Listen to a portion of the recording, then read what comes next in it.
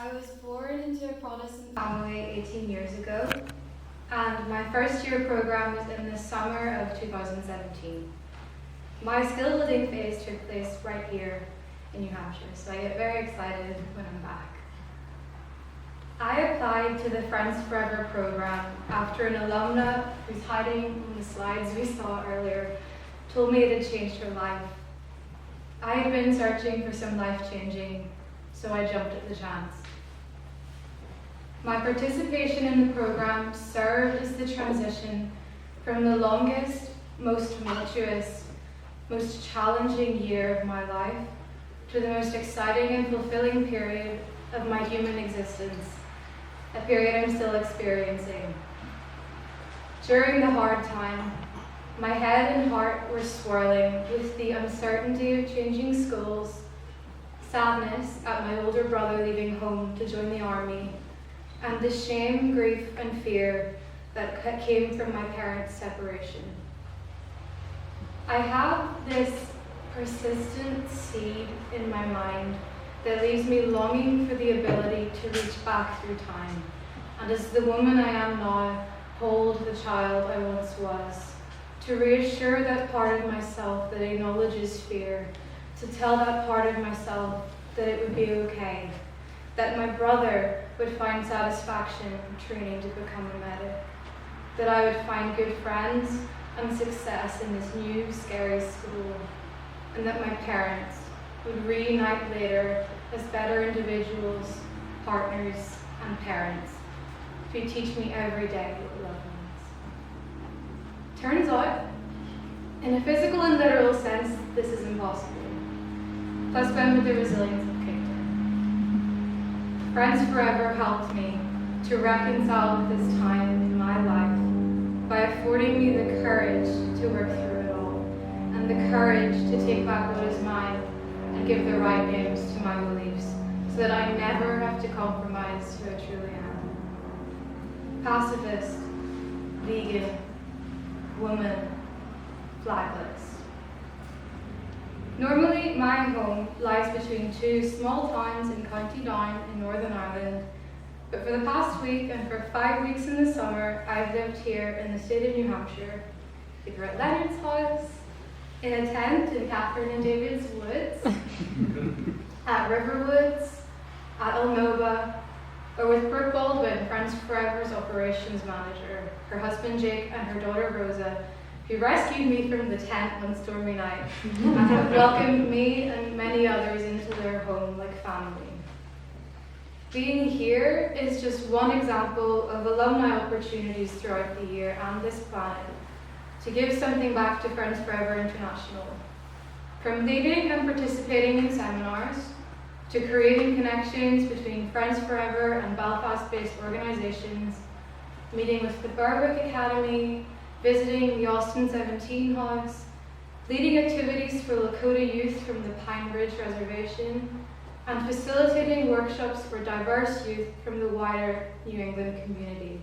For example, last Thursday, Jess Yuval and I delivered Friends Forever's core communication workshop to young people at South Boston Boys and Girls Club. This is the first time this type of community outreach has occurred in our organization's history. That longing of which I spoke, the longing for the ability to comfort myself in past moments of adversity, eventually I found ways of making this happen. Thanks to Friends Forever and our supporters, my life has been graced by the privilege of being an alumni trainer, enabling me to be, for our young people in the community, the person who I needed back then. While the specifics differ, there is something universal at the core of the difficult times in our lives. This is what I acknowledge in every being I meet. As a direct consequence, the soles of my feet walk this earth, bearing a reservoir of hope.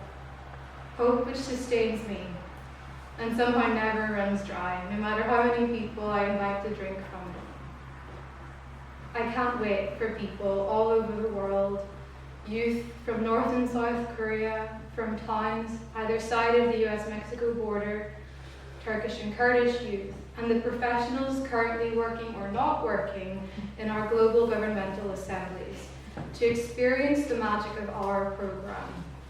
And perhaps they'll be able to experience it side by side thanks to our new centre at Analong, where the community is already so excited about Friends Forever, and the Diane M. Seagreen Rainforest Academy, where the land and the Indigenous knowledge have the capacity to teach us all something new.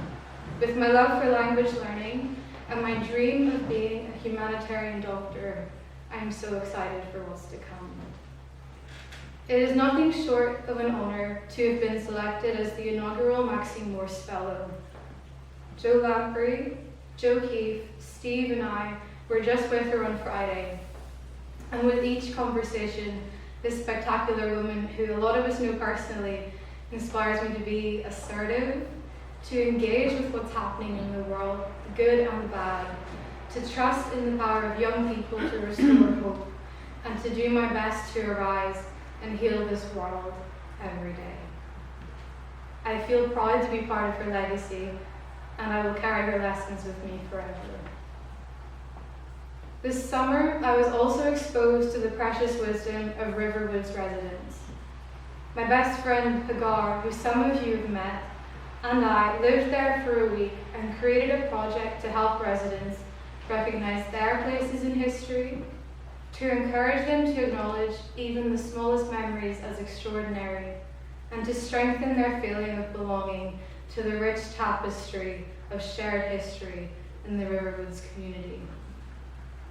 Upon sharing the results of this project in the residents' tears, Hagar and I saw the powerful effect it has on older people to engage with younger people, to have someone take an interest in their experiences and even profess to them how valuable their lessons for future generations are. It meant and means the whole world to each individual, and, according to my beliefs, by extension, makes the whole world better. The same way a drop of rainwater rejoins the ocean. I would like to share with you the product of our project. In this moment, I envision a kind of spiritual umbilical cord of wisdom, love, and pain woven amongst us all, flowing from Riverwoods residents into me, from me into you, and me into my children and their children, and every life we touch. Before I begin, I wish to express my appreciation for the residents to whom these words belong. To Riverwood staff, who are a pillar of support throughout. To Jessica May, who organised our experience at Riverwoods, as well as to Hagar Levy, the second author of this poem, my best friend, the son of my life, who is currently completing a year of volunteering in Israel as part of her mandatory service. Lastly, I must address you all in this room with sincere gratitude, for without your kindness and belief in Friends Forever International, none of this would be possible. Would you like to hear it? We were born in Michigan. We were raised in the Hebrides. We are an only child. As a child, we went to church every Sunday. We played cards every weekend with our family. We got bored in the classroom, but enjoyed learning. We were 10 when the war ended. Now the Americans can be friends with the Japanese and the Germans.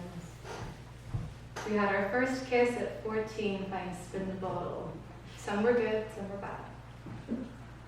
During high school, we worked to support our mother. We were cheerleaders. We went on hay rides. We didn't finish college. We joined the Navy. We were in London when everything was a wreck, and St. Paul's Cathedral was the only thing left standing. We spent the 60s in an apartment in Boston with our best girlfriends. We got married to the love of our life. They had the best smile. We learned yoga from an old circus performer. We worked as flight attendants. We've traveled all over the world. Australia, Austria, Canada, England, France, Germany, Greece, Hawaii, Hong Kong, Ireland, Israel, Japan, Jordan, Scotland, Singapore, Russia, South Africa, South America, Switzerland, Thailand, Turkey, Ukraine, Yugoslavia, Zambia. We have 8 children. Our family grew up in Williamstown. We are proud that our gay son is living his truth. We have 8 grandchildren and 3 great-grandchildren. We lift weights. We are feminists. We like to go out and raise hell. We celebrate Friday night. It's a time to be grateful. We are children of the Great Lakes. We've seen many snows. We didn't waste a minute. Thank you.